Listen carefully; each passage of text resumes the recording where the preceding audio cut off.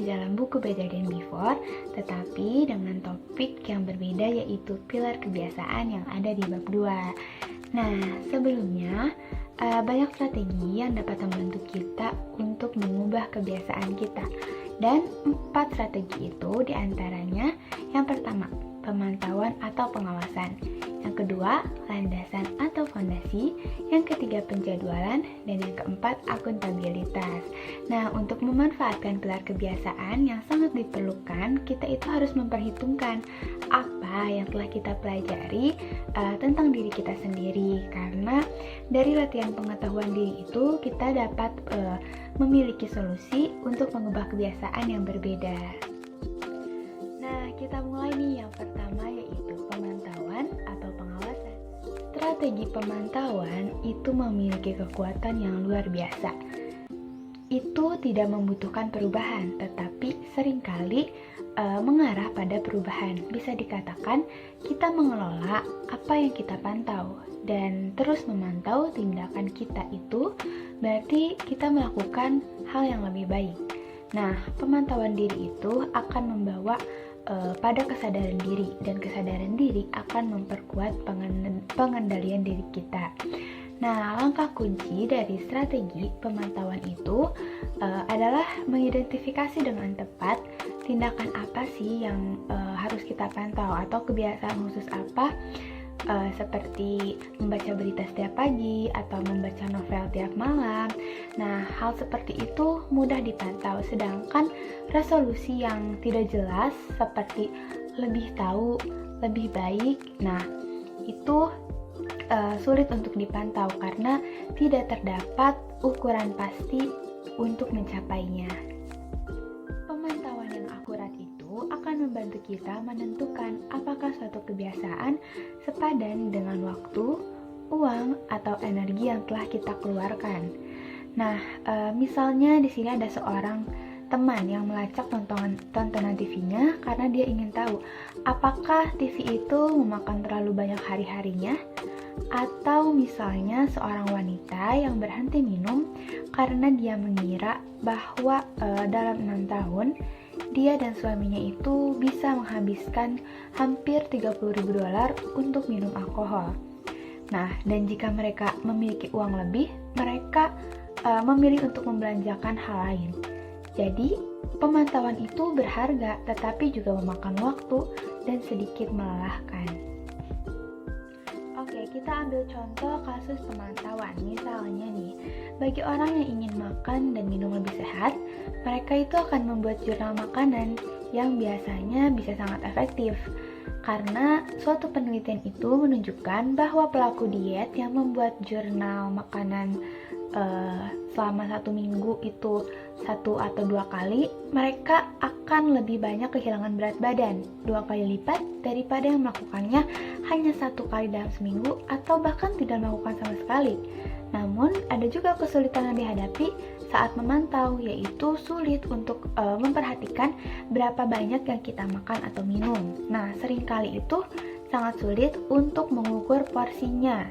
Jadi, salah satu cara untuk memantaunya itu dengan menyimpan bukti yang tertinggal seperti tumpukan tulang, kulit kacang, cangkir kopi, kaleng soda, atau kemasan lainnya. Nah, sebagai bagian dari strategi pemantauan, kita bisa memutuskan misalnya untuk membeli timbangan digital supaya tahu progres dari penurunan berat badan itu seperti apa. Meskipun beberapa ahli sih menyarankan untuk tidak menimbang diri karena bisa menyebabkan patah semangat gitu dan tidak ingin melanjutkan diet lagi. Namun ada juga nih orang-orang yang menggunakan cara lain untuk memantau tubuh mereka. Misalnya dengan menggunakan celana yang lebih kecil supaya dia tahu apakah berat badannya ini menurun atau tidak. Nah, dari cerita itu kita bisa menyimpulkan bahwa ya jenis pemantauan itu berbeda-beda untuk setiap orang. Nah, kalian masih ingat kan dengan 4 tendensi pengenalan diri? Nah, itu juga memiliki pemantauan yang berbeda-beda. Seperti pemantauan yang dilakukan oleh upholder, itu biasanya mereka lebih suka melihat kemajuan dan mendapatkan pujian atas pencapaiannya. Dan dalam beberapa situasi, tidak keberatan dengan pekerjaan keras yang mereka lakukan dalam memantau. Juga pemantauan cenderung menarik bagi kuesioner, karena mereka suka mendapatkan informasi dan juga menggunakannya untuk membentuk suatu kebiasaan. Dari apa yang kita amati, bagaimanapun obligers mungkin kesulitan untuk memantau karena mereka itu perlu seseorang untuk memeriksa dan hanya mengenakan band up mungkin untuk tidak memberikan cukup akuntabilitas eksternal untuk beberapa obligers, tetapi bisa mengaktifkan fitur tim untuk memungkinkan orang lain memeriksa statistik mereka. Dan bagi rebels itu tergantung pada apakah mereka ingin memantau atau tidak. Nah, selanjutnya nih, kira-kira strategi apa yang akan kita bahas? Ya, yang kedua ada landasan atau fondasi. Jadi, saat memulai dengan mengerjakan strategi fondasi, akan lebih mudah mengembangkan kebiasaan baik jika fondasi kita itu kuat. Ketika banyak orang memutuskan untuk memperbaiki kebiasaan mereka, mereka tidak mulai dengan melihat di mana letak kuncinya, melainkan mereka mulai dengan mencari di tempat yang mudah, tapi kemudian mereka tidak menemukannya. Akan sangat membantu untuk memulai dengan kebiasaan yang secara langsung itu dapat memperkuat kita melakukan pengendalian diri. Kebiasaan ini itu akan menjadi landasan yang baik untuk membentuk kebiasaan baik. Mereka melindungi kita dari beban berat secara fisik atau mental sehingga kita tidak dapat mengatur diri kita sendiri. Kebiasaan yang paling banyak meningkatkan perasaan pengendalian diri kita, dan dengan cara ini juga dapat memperkuat landasan dari semua kebiasaan kita. Ada 4 bidang untuk memulai dengan mengatasi kebiasaan yang dapat membantu kita untuk pertama, tidur. Misalnya waktu tidurku adalah pukul 10, tetapi aku merasakan dorongan terus-menerus untuk begadang. Akhirnya aku menyadari bahwa meskipun aku selalu beranggapan bahwa rasa lelah itu mendorong untuk tidur, dan perasaan lelah seringkali membuatku untuk begadang di kemudian hari. Kedua, pindah. Ketiga, makan dan minuman yang benar. Keempat adalah rapi. Kita tahu membina kebiasaan baik itu membutuhkan energi, dan energi itu terbatas. Lebih baik kita memanfaatkan energi itu untuk menciptakan kebiasaan yang benar-benar paling baik untuk kita. First thing first. Bahkan, di antara 4 landasan itu, kita harus menentukan pilihan yang mencerminkan nilai-nilai kita. Karena semakin kita mendalami kebiasaan, semakin kita menghargai pentingnya memahami nilai dan temperamen bagi setiap orang itu seperti apa. Sangat mudah untuk berasumsi bahwa langkah-langkah yang berhasil bagi kita itu akan berhasil juga untuk orang lain. Tetapi kebiasaan tidak berjalan seperti itu. Perbedaan individu lebih penting daripada yang kita yakini ketika kita mulai first thing first. Tetapi jangan lupa, kita semua harus memutuskan apa yang didahulukan bagi kita.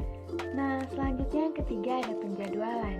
Yang merupakan strategi penjadwalan itu menetapkan waktu tertentu dan teratur untuk suatu kegiatan yang berulang. Juga merupakan salah satu strategi pembentukan kebiasaan di mana paling dikenal dan paling kuat. Penjadwalan membuat kita jauh lebih mungkin untuk mengubah suatu aktivitas menjadi kebiasaan. Nah, kebiasaan itu dapat tumbuh paling kuat dan tercepat ketika kita mengulang-ulang dan dengan cara yang dapat diprediksi, dan bagi kebanyakan kita itu menempatkan suatu aktivitas pada jadwal cenderung mengunci kita untuk melakukannya. Jadi, penjadwalan juga memaksa kita untuk menghadapi batasan-batasan alami saat itu. Nah, dengan menjadwalkan suatu aktivitas, membuat waktu yang tersedia untuk hal lain itu dapat dipertimbangkan. Penjadwalan itu menarik bagi banyak orang, terutama bagi para upholder. Mereka itu tertarik pada prediktabilitas jadwal dan kepuasan saat mencoret item dari daftar tugas. Sedangkan untuk kuesioner, mereka akan melihat terlebih dahulu kira-kira alasan yang masuk akal dibalik menambahkan item ke kalender atau ke jadwalnya.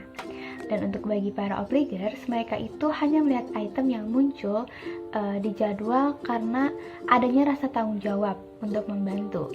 Nah, namun karena rebel itu ingin memilih untuk melakukan suatu aktivitas mana yang mereka inginkan, mereka menetapkan aktivitas pada jadwal mereka itu dapat secara dramatis mengurangi kecenderungan mereka untuk melakukannya. Penjadwalan juga dapat digunakan untuk membatasi waktu yang dihabiskan untuk suatu aktivitas. Jadi, saat kita menjadwalkan kebiasaan baru, ada baiknya untuk mengaitkannya dengan kebiasaan yang sudah ada. Seperti misalnya setelah sarapan, atau dengan isyarat eksternal seperti saat alarm berdering, saat bunyi azan berkumandang, dan lain-lainnya.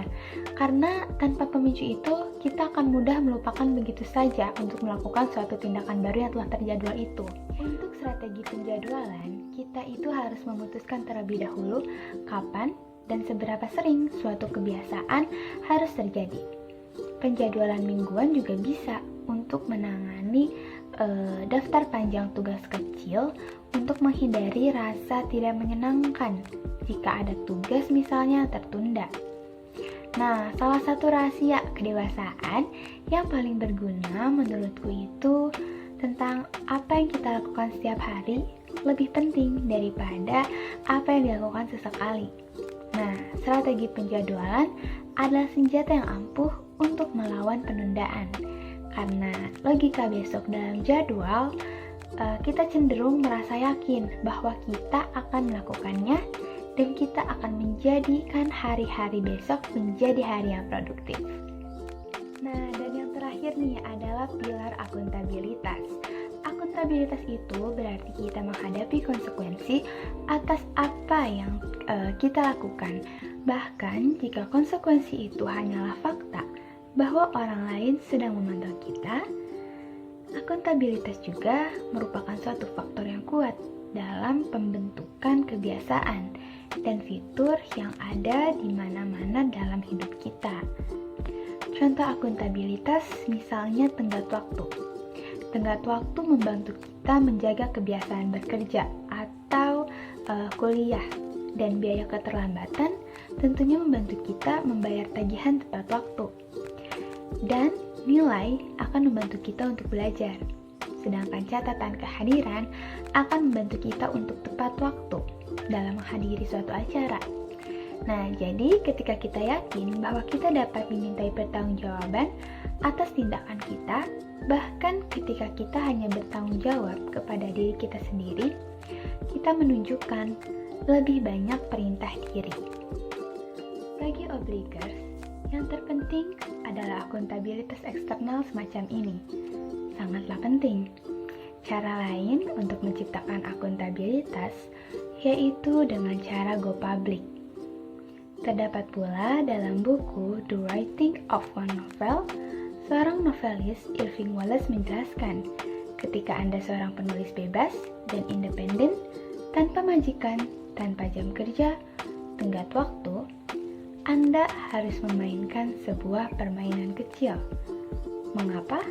Untuk memaksakan diri Anda ke dalam tulisan yang sebenarnya. Bagi saya, satu pertandingan adalah untuk mengumumkan bahwa saya akhirnya memutuskan pada buku saya berikutnya bahwa saya siap untuk menulisnya, untuk mempertaruhkan harga diri saya. Dalam buku Better Than Before terdapat suatu cerita Elizabeth di mana ia menggunakan akuntabilitas publik untuk mencegah dirinya makan junk food. yang akan berdampak buruk tentunya bagi kesehatan siapapun, terutama bagi kesehatan untuknya, karena ia memiliki diabetes. Nah, ketika dia memulai suatu pekerjaan baru, dia sengaja memberitahu rekan kerjanya bahwa dia berkomitmen untuk makan makanan dengan sehat. Menurutnya, deklarasi itu penting. Ia harus mengatakan, "Saya tidak makan kue mangkuk," untuk membuat dirinya melewatinya. Kuncinya seperti biasa, adalah menggunakan pengetahuan diri dan juga pertimbangkan sifat kita sendiri itu seperti apa. Untuk mengetahui nih, apakah kita adalah resolver publik atau resolver pribadi. Bagi seorang upholder seperti aku, mengumumkan sebuah kebiasaan di depan umum itu tidak akan membuat banyak perbedaan, karena hal itu lebih membantu untuk memiliki sistem akuntabilitas diri. Sedangkan cara lain untuk menggunakan akuntabilitas dan juga pendekatan yang menurut obligers itu sangat berharga adalah bekerja sama dengan mitra akuntabilitas. Misalnya seorang tutor yang meminta bayaran untuk ketidakhadiran, atau seorang teman yang marah jika dia harus berolahraga sendiri. Cara lain untuk memanfaatkan strategi dari akuntabilitas ini itu dengan menggunakan perangkat komitmen. Maksudnya itu seperti apa? Yaitu beberapa mekanisme yang memperkuat kebiasaan kita dengan mengunci kita dalam sebuah keputusan. Selesai sudah pembahasan kita tentang pilar kebiasaan. 4 kecenderungan, bahkan dalam keadaan tertentu atau rebel sekalipun, dapat menemukan akuntabilitas dan cara berguna untuk mengembangkan kebiasaan mereka. Nah, ketika kita mencoba membentuk suatu kebiasaan, kita mendapatkan manfaat yang sangat besar tentunya dari pengawasan atau pemantauan, dari fondasi atau landasan, dari penjadwalan, dan dari akuntabilitas. Kira-kira cara efektif apa yang dapat kalian tetapkan untuk setiap pilar kebiasaan tersebut?